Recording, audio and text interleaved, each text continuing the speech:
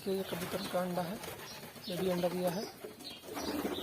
और ये कबूतर जो बहुत बड़े बड़े कबूतर हैं, सब बहुत खूबसूरत भी लग रहे हैं।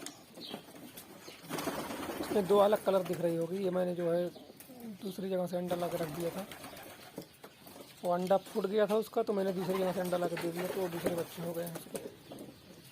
देखिए कितने बड़े बड़े कबूतर हैं, बहुत ही खूबसूरत है। ये कुवैत के कबूतर हैं सब, मतलब कुवैत में हैं, मालूम नहीं कहाँ के कबूतर हैं।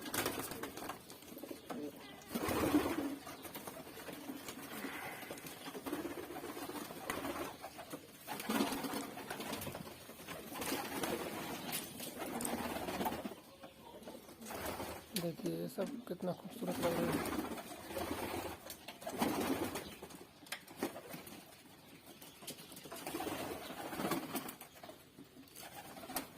अभी अंडे दे रही है दबा के, दो दो अंडे करके बहुत जगह आन रही है। बच्चे भी किए हैं,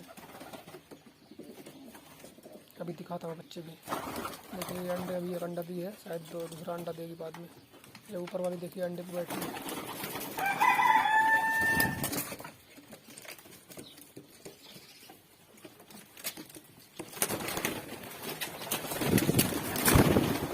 ये अंडा है,